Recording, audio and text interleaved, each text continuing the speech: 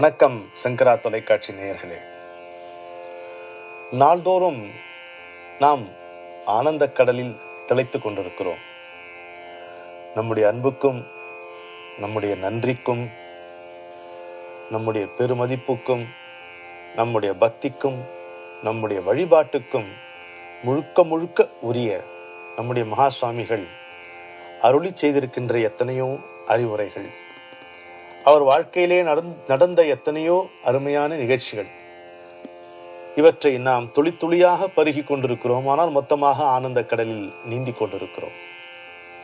இன்றைக்கு கண்ணுக்கு தெரியாத உண்மை என்று கடவுளை பற்றி ஓர் அருமையான விளக்கம் அவர் கொடுத்திருக்கிறார். மிக மிக சுவாரஸ்யமாக இருக்கிறது. நீங்கள் இதை கட்டாயம் ரசிப்பீர்கள் என்பதால் உங்களிடம் இதை கொண்டு வருகிறேன். அவர் என்ன சொல்றாரு? கடவுள் மின்சாரம் மாதிரி எங்கும் இருக்கிறார், ஆனா கண்ணுக்கு தெரியல. இல்லைன்னு ஆயிடுமா? இல்லைன்னு ஆயிடுமா? அப்படி இருக்கு. அதை எப்படி விளக்குகிறார்? இப்படி சொன்னா கூட நமக்கு திருப்தி இல்லை. ஆனா நம்ம புத்திக்கும் பொருந்துகிற மாதிரி ஒரு லாஜிக்கை வச்சு இதை விளக்குகிறார் பாருங்க. என்ன சொல்றார்? கண்ணா, ஒரு நல்ல பூ இருக்கு. என்ன கண்ணா? நல்ல பூ இருக்கு, அது நல்ல நறுமணம், வாசம் இருக்கிறது. எது உணர்கிறது? மூக்கு. எது பார்க்கிறது? கண். ஒரு பூவை அதனுடைய வண்ணத்தை கண் பார்க்கிறது, அதனுடைய வாசத்தை மூக்கு அனுபவிக்கிறது. காதுக்கு தெரியுமோ பூ? தெரியாது. நாக்கா போய் பூவை ருசிக்கும்? ரசிக்காது. சரி, விட்டுடு. அடுத்து எடுத்துக்கோ. தித்திப்பு அப்படின்னு ஒரு சுவை இருக்கு. இந்த தித்திப்பு எதுக்கு தெரியும்? நாக்குக்கு தெரியும். நாவு தான் தித்திப்பு என்பதை அறியும். மூக்குக்கு தித்திப்பு புரியுமோ? நாக்கு, மூக்கு இப்படி இருக்கு. அடுத்து சங்கீதம். சங்கீதம் செவிக்குத்தான் புரியும். கண்ணால சங்கீதத்தை பார்க்க முடியுமோ? முடியாது. மூக்கால சங்கீதத்தை முகர முடியுமோ? முடியாது, இல்லையா? அப்புறம் சூடு, குளிர் அப்படின்னு உஷ்ணம் இருக்கு, தன்மை இருக்கு. இது தோலுக்கு தெரியும். தோலுக்கு தெரியும். அப்புறம் வேற எதுக்கு? காதுக்கு தெரியுமா? தெரியாது. இப்படி இப்ப சொன்ன இந்த நாளும் கண்ணுக்கு தெரியாது. இந்த நாளும் கண்ணுக்கு தெரியாது. வண்ணங்கள் கண்ணுக்கே தெரியும். வாசம் கண்ணுக்கு தெரியாது. சரியா போச்சு. வாசம் கண்ணுக்கு தெரியாது. தித்திப்பு கண்ணுக்கு தெரியாது. சங்கீதம் கண்ணுக்கு தெரியாது. சூடு, குளிர் என்கின்ற உணர்ச்சிகள் கண்ணுக்கு தெரியாது. இந்த நான்கும் கண்ணுக்கு தெரியாது. வண்ணங்கள், ஆனா வண்ணங்கள், வடிவங்கள் கண்ணுக்கே தெரியும், மற்ற புலன்களுக்கு தெரியாது. இப்படி இருக்கா? அடுத்து வைக்கிறார் பாருங்க. இப்ப எல்லா இந்திரியங்களுக்கும் புலனாகவில்லை என்றாலும் ஒரே ஒரு இந்திரியத்திற்கு மட்டும் புலப்பட்டாலும் பொருள் என்று ஒன்று இருப்பதை நம்புகிறோம், இல்லையா? அந்த கண் விவகாரத்திலே அதை பார்த்தோம். எல்லா இந்திரியங்களுக்கும் புலனாகவில்லை என்றாலும் ஒரே ஒரு இந்திரியத்துக்கு புலனானாலும் பொருள் என்று ஒன்று இருப்பதை நம்புகிறோம். உதாரணமாக சங்கீதம் காதுக்கு மட்டுமே, அந்த சங்கீதம் ஒன்று இருக்கிறதுங்கிறத ஒத்துக்கிறோம். சரி, இப்ப இந்த 5 இந்திரியங்களுக்குமே புலனாகாமல் ஒரு வஸ்து இருக்க முடியுமா அப்படின்னா, நமக்கு தெரிஞ்ச மின்சாரம் இருக்கே. மின்சாரத்தை பார்க்க முடியுமா? கேட்க முடியுமா? தொட முடியுமா? நுகர முடியுமா? பருக முடியுமா? எதுவுமே செய்ய முடியாது, இல்லையா? ஆனா மின்சாரம் இருக்கா இல்லையா? பரிசோதனைகள் மூலம் அது வியாபித்திருப்பதை அறிகிறோம், இல்லையா? பரிசோதனையில் தானே இதை புரிந்து கொண்டோம். பரிசோதனைகளின் மூலம் அது வியாபித்திருப்பதை அறிகிறோம். இப்போ பொருள்களையும் இந்திரியங்களையும் படைத்து கேட்கிற கேள்வி, இப்ப பொருள்கள் பார்த்தோம், இந்திரியங்களை பார்த்தோம். இந்த பொருள்களையும் இந்திரியங்களையும் படைத்து ஒழுங்கு செய்து வைத்திருக்கக்கூடிய ஒரு பேரறிவு, ஒரு பெரிய அறிவு இருக்கிறது. அதைத்தான் கடவுள் என்கின்றோம். பெரிய கடவுள் காக்க வேண்டும், நல்ல பாரதி. பெரிய கடவுள் காக்க வேண்டும். நானே அதைத்தான், அந்த பெரிய அறிவைத்தான் நாம கடவுள் என்று கொண்டாடுகிறோம். அது எங்கும் இருக்கிறது, நமக்குள்ளும் அது வியாபித்திருக்கிறது. சாதாரண சொல், நமக்குள் இருக்கிறது, எங்கும் வியாபித்திருக்கிறது என்பர். ஐயா அவருடைய இந்த கவிதை சொற்றொடர் மாதிரி இருக்கு. அது எங்கும் இருக்கிறது, நமக்குள்ளும் வியாபித்திருக்கிறது என்கிறார். இப்போ சொல்லுங்க, கண்ணுக்கு தெரியாத காரணத்தால் அதை நம்ப மாட்டோம்னு சொல்லுவோமா? கண்ணுக்கு தெரிந்தால்தான் நம்புவீர் என்றால் காதலை நம்ப மாட்டீரோ? என்னுடைய கேள்விதான். கண்ணுக்கு தெரிந்தால்தான் நம்புவீர் என்றால் காதலை நம்ப மாட்டீரோ? அன்னையின் கருணையை நம்ப மாட்டீரோ? மண்ணுக்குள் சென்றால்தான் மரணத்தை ஏற்பீரோ? மரிப்பதை காண மாட்டீரோ? பின்பு மலர்வதை பார்க்க மாட்டீரோ? உண்மையை காட்டுங்கள், உள்ளுக்குள் துடிக்கின்ற உயிரைத்தான் காட்டுங்களேன். உண்மையை காட்டுங்க. உண்மைன்னு ஒண்ணு இருக்கா இல்லையா ஐயா? நம்ம பேச்சிலேயே உண்மை இருக்குல்ல. உண்மையை காட்டுங்கள், உள்ளுக்குள் துடிக்கின்ற உயிரைத்தான் காட்டுங்களேன். அதில் திறமை கூட்டுங்களேன். பண்ணுக்குள் ஒலியைப் போல் ஒலி ஓயும் மௌனம் போல் படைத்தவன் ஒருவன் உண்டு, அவனை பார்த்தவர் பலரும் உண்டு.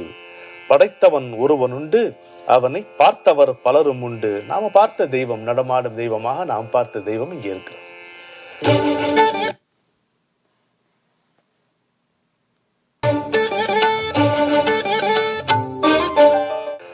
ஒரு அருமையான நிகழ்ச்சி பாருங்க.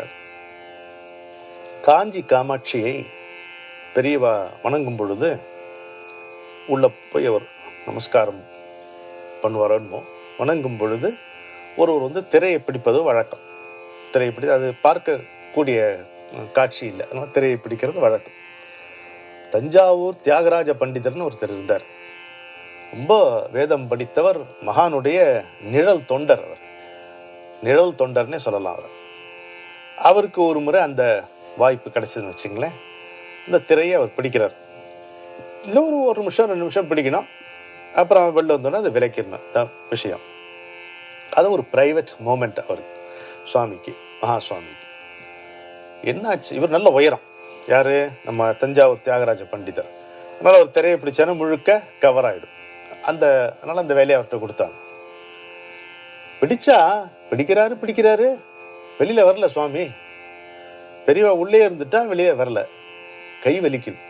நீங்கள் கொஞ்சம் உடம்பு தளரும் பொழுது ஒரு நியூஸ் பேப்பர் விரிச்சு இப்படி வைங்க, அப்போ தான் உங்களுக்கு புரியும். அதாவது ஒரு பொருள் எப்போ சுமையாகிறதுன்னா அது கனமாக இருக்கும்போது மட்டும் அல்ல, கனமாக இருப்பதால் மட்டும் அல்ல, தொடர்ந்து ஒரு பொருளை பற்றி கொண்டிருக்க வேண்டும் என்று ஆகிவிட்டால் அப்போ சுமையாகும் இல்லையா? It's not the wait alone, but if you have to carry even a paper for a long while, அப்போ இட் பெயின்ஸ், இட் ஹர்ட்ஸ், அது இட் பிகம்ஸ் அ பர்டன். அதான் ஒரு பனித்துளி கூட சில நேரம் சுமையாகி போய்விடலாம் வாழ்க்கையில். அப்படிதான் இருக்கு. ரொம்ப அவர் அணுக்க தொண்டர், நிழல் தொண்டர், அவருக்கு ஆராதனை தெய்வமே மகா சுவாமி தான். அவர் தான் பிடிச்சிட்டு இருக்காரு. ஆனால் முடியல. எவ்வளோ நேரம் பிடிப்பாரு திரைய? கை வலிக்குது. ஆனால் அது இப்படி இருக்கே, என்ன அர்த்தம் தெரியல. உள்ள அது விளக்கியா பார்க்க முடியும்? பார்க்க முடியாது. அவ்வளோ கஷ்டப்படுறாரு, கை வலிக்கிறது அவருக்கு. வலிக்கும் போது அவர் அறியாம இந்த வலதுகை தளர்ந்து போச்சு. வலதுகை தளர்ந்து போய் ஒரு ஃபிளாஷ்ல ஒரு ஒரு ஒரு கண நேரத்தில் ஒரு காட்சியை பார்க்கிறார். அந்த காட்சி என்னன்னா, காமாட்சியினுடைய அந்த காலை பற்றி கொண்டு ஒரு சின்ன குழந்தை மாதிரி விம்மி கொண்டிருக்கிறாராம் மகா பெரியவா. அந்த காலை பற்றி கொண்டு ஒரு குழந்தை மாதிரி விம்மி கொண்டிருக்கிறாராம். இந்த திரை இவர் கையை விட்டு இந்த விலகிச்சு பாருங்க, கண்டார் பாருங்க. அதே க்ஷணத்துல பெரியவர் கமண்ட்ல தண்ணி எடுத்து அப்படி தெளிச்சாராம். அப்புறம் வெளில வந்தார். இவருக்கு ஐயோ நம்ம அபச்சாரம் செய்துட்டோம் போல் இருக்கே, இந்த வலியை தாங்க முடியாம அப்படின்ட்டு அவரை எப்படி சாந்தப்படுத்துகிறார், எப்படி சமாதானப்படுத்துகிறார்? என்ன நீயும் பார்த்துட்டியா அப்படின்ட்டு போயிட்டார். அவ்வளவுதான், ஒரு வார்த்தை. அப்புறம் இதுக்கு முன்னால் இதை பார்த்தவர்களும் உண்டு அப்படின்னு தெரியுது. இன்னொன்று, நீ பார்த்தது ஒன்றும் தவறு இல்லை, இது ஒன்றும் அபச்சாரம் இல்லை, நீ மனசு வருத்தப்பட வேண்டாம் என்கின்ற சமாதானமும் உண்டு. தன் அப்படி இன்னும் கொஞ்சம் அணுக்கமாக்கி கொண்ட ஒரு குறிப்பு முதல்ல இருக்கு. என்ன நீயும் பார்த்துட்டியா அப்படின்னாராம். அம்மையார், ஒரு அம்மையார் அவருடைய வளர்ந்த மகன் இறந்து போகிறான்.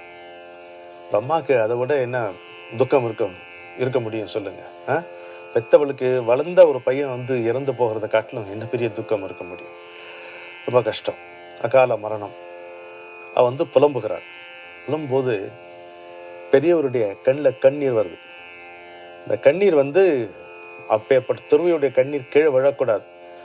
அவருடைய காவி வஸ்திரத்திலே அதை ஏந்திக்கிறார். இது ரமண மகர்ஷியுடைய வாழ்க்கையிலே நடந்திருக்கு. ஒரு அம்மா வந்து குழந்தை இறந்து போன சொல்லும்போது அவருக்கும் கண்ணில் தண்ணி வருது. இது எதுக்கு இதை சொல்கிறேன் அப்படின்னா, ஒரு ஞானி என்பவனுக்கு வந்து எந்த உணர்ச்சியுமே இருக்காது, வறண்டு போயிருக்கக்கூடிய மன்னன்னு தயவு செய்து யாரும் நினைக்க வேண்டாம். அதிலிருந்து அது இன்னொன்று, தனக்கு சொந்த விருப்பு அவருக்கு கிடையாது. ஆனால் மற்றவர்களுடைய துயரத்து கூட அந்த எம்பத்தி இருக்கு பாருங்க, அது ஒரு ஞானிக்கு இயல்பு, அது ஒரு துறவியனுடைய தலை சிறந்த குணம் என்பதை நம்ம புரிந்து கொள்ள வேண்டும். அதற்காகத்தான் இதை சொல்லுகிறேன். இப்போ அந்த அம்மா கேட்குற, அப்படி ஒரு அகால மரணமாக ஆயிடுச்சு பையனுக்கு, என்ன செய்யுது, ஏதாவது என்ன பூஜை பண்ணணும்னு எனக்கு தெரியல,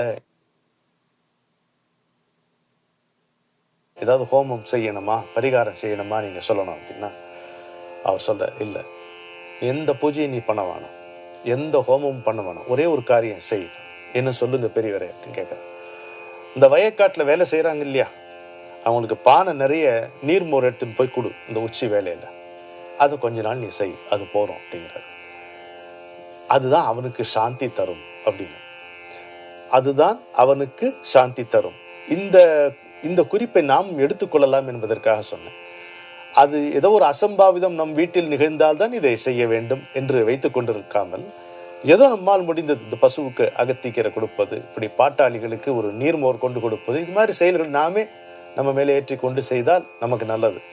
இன்ன பரிகாரத்திற்காகத்தான் இதை செய்ய வேண்டும் என்று இல்லாமல், இதை செய்வதே மகிழ்ச்சியான ஒன்று என்று நாம் செய்தோமானால், ஏதோ நமக்கு ஏற்பட்டிருக்கக்கூடிய சில இடர்பாடுகள் விலகவும், நம்முடைய ஒமிஷன்ஸ் அண்ட் கமிஷன்ஸ் என்று சொல்லுவோம் இல்லையா, செய்ய தவறியதும் தவறாக செய்ததும், அதனால் விளைந்த விளைவுகள், அவை ஏற்படுத்துகின்ற தடைகள், இவையும் நமக்கு விலகுவதற்கு வாய்ப்பு இருக்கிறது.